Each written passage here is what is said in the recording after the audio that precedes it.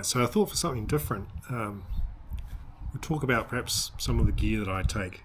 You've seen probably a lot of it, but we'll just go through it because I don't know, someone might be interested. Who knows? Maybe the first thing is the mast that I take, which I've used in probably most of the activations that we've done. This is a Haverford mast. It's 9 meters. It's fiberglass. I got it from Haverford in Australia, and at that point they were shipping to New Zealand, but they've stopped doing that now, which is a bit of a shame. It's quite well made, and I don't know. I think they had trouble with shipping, which is why they stopped doing that.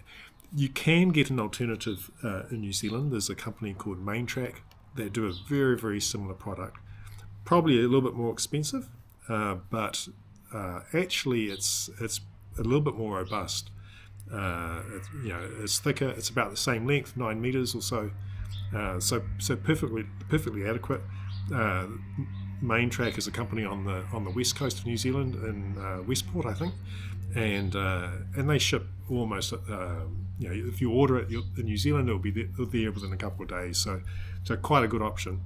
At the end of the mast, I've just attached a cable tie, and I have this little S clip, which when I've been doing that longer wire, I just put the wire through, just hanging off the clip, and use it like that. If I'm using a short antenna, then I just clip the end to this S clip.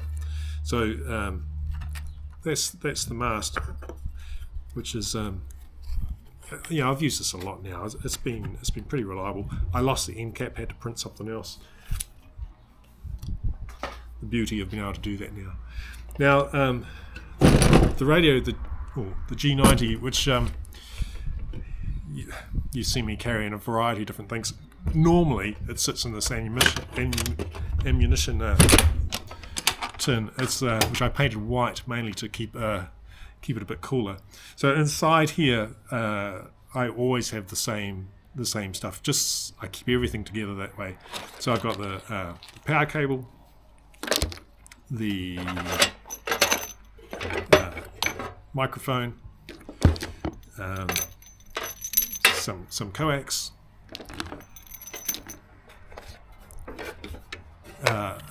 9-to-1 Anon. Now I've been using random wire antennas almost entirely, I think, for everything that we've done.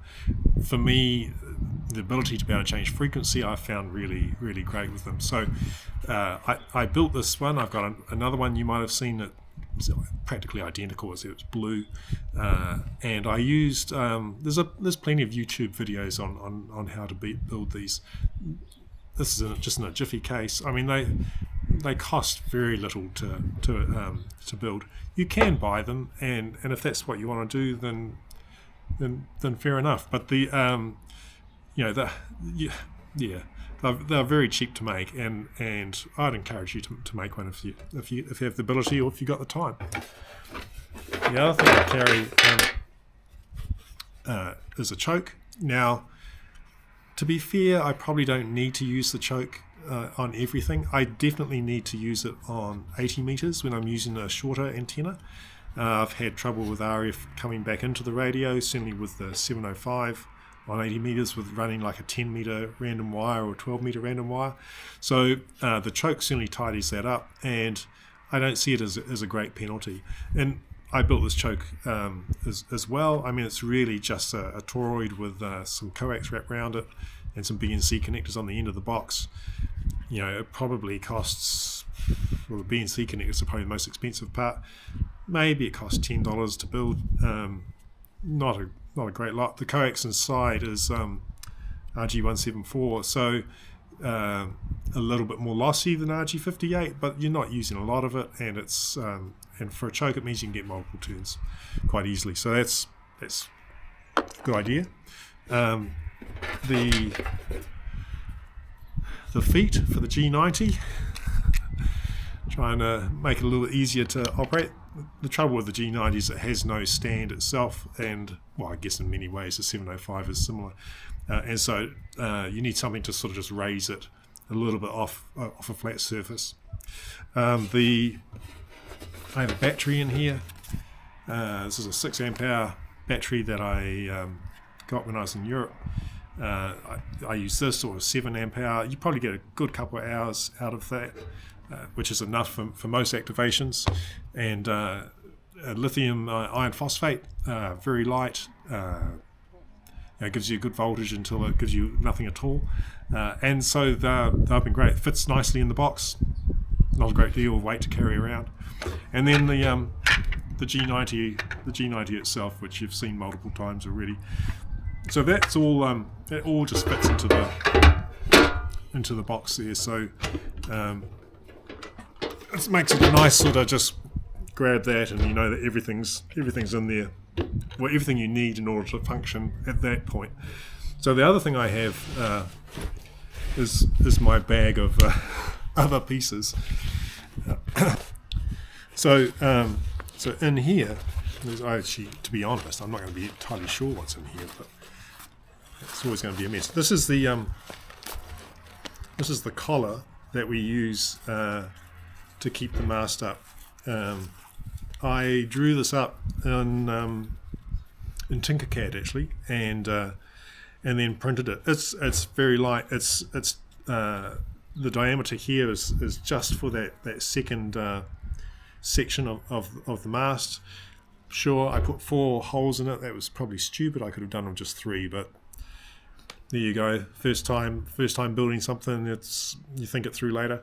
That works really well, and it's kept the mast upright in well, every condition that I've used it in anyway. So I do have another collar that I made which will fit further up the mast. I've used that once when I first started using this mast with this sort of configuration, and that worked fine as well. Certainly if it was really, really windy, that would be a good option, but the conditions have never been enough to sort of warrant it. So while I have it, I actually don't carry it at the moment with me. Now I've got some more of this paracord. I use this for either tying down, attaching to the end of an antenna, and then be able to pull the wire out a bit further and anchor it, or I use it to tie to a Coke bottle when I want to put a wire in a tree. This is actually pretty strong. I think this will do 100 kilos, more than I weigh anyway. But I mean, there's no need for it to be as much as that. I should really have gone for some lighter stuff, but it's very handy to have, and I've just put it on a cable winder, which again, you can get the designs for these, and if you've got someone who can 3D print them for you, it's a great way to get these done. And now I've probably got a variety of antennas. This is the 25. Oh, this is the one we used earlier. This is a 25 meter one. What else have we got? This is a 12.5 meter one, random wire again. This is the counterpoise, which we need for the random wire. We found the other day we didn't need it for the random wire, didn't we? But should have for the random wire. This is a 17.5 meter random wire. I'm beginning to question why I've got quite so many of these in here. This is a 10.8 meter random wire. What was this other one? 12 meter. So 10 meter will run up the mast directly, and I can wrap it around the mast as I put the mast up, which means I've got nothing blown around. Now, there's been the odd time when I've needed to do that, especially when I've been perhaps closer to a power pole than I might have wanted to be, or when I've been trying to operate in sort of closer bush, and that's where this is kind of better than having nothing. So so the 10 meter one is quite handy like that. You might question why I have the 12. I'm beginning to wonder that myself. And what's this? This is another counterpoise, different length. I can't even remember the last time I used that. I should probably chuck that out. Right, so other stuff I've got some extra coax.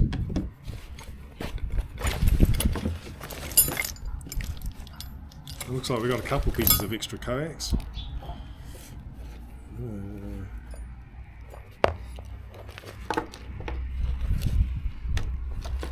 Should have thought this through before opening the bag. Some more nylon rope.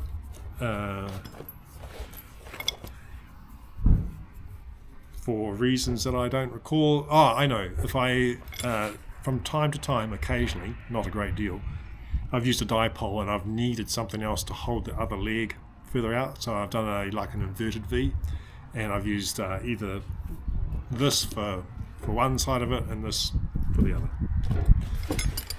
The hammer, which in summertime you definitely need, and when it's rocky, it's handy to have.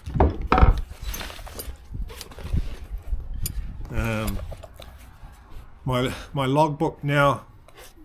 I do all my logs written, mainly because well, you don't have to worry about batteries. It's easy enough to correct later if you want to. It does mean I have to re-enter everything into the computer in order to log the stuff on the website. But for me, writing it is much better. I did use at one time iPad. I've used it for a couple of activations, but to be honest, having to type and then wait, move around the the page to actually log something, I found personally a bit frustrating. Especially because I'm using a handheld mic.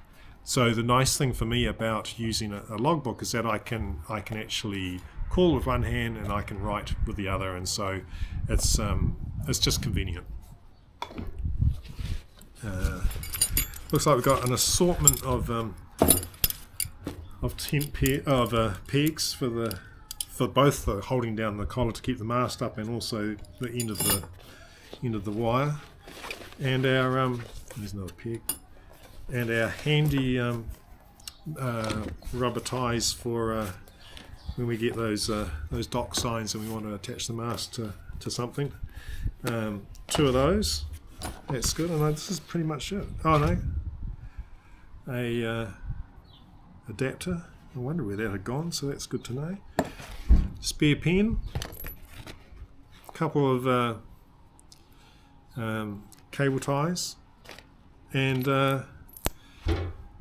some nuts on a cable tie as well. Now, I haven't used this a lot. This I used when I was operating out of a hotel, and I needed some weight in order to get the wire out of the window. Now, perhaps that might be a video for another day about how I went about doing that. I probably have to go to a hotel, and that's not going to happen soon. But anyway, so there you go. That's what's in the bag. I don't know, maybe there's something I'm missing that would be useful. So far this has worked out okay. I know if I'm working at night time, I have a head torch as well, but that's pretty much it. Not a lot. Don't need a lot of gear, and it's pretty straightforward. This wire, if you're wondering about this wire, the wire I got from Sota beams in the UK. I bought something like 100-meter roll of it. It cost something like maybe £6 or something. It's not hugely expensive. You can get it in green, brown, or yellow, and it's been great for this. It's actually, it's quite thin, but it's actually rated for, I think they say like 150 watts. We're only using 20, so it's never been a problem. So it's a good idea, and works fine. So there you have it. That's what's in the bag. That's what I carry to most of these activations. You've seen a lot of it before, but perhaps not completely unfolded like that. Anyway, if you've got any suggestions about what I'm missing, well, maybe not what I'm missing, but like a great gear suggestion, and don't tell me that it should be a table or a chair or something like that, because it's not always possible when you're going up a hill to carry all that sort of stuff. I don't have a bunch of Sherpas. So anything else that you think would be useful, maybe VNA that could be handy to have, let me know. Anyway, there you go. See ya.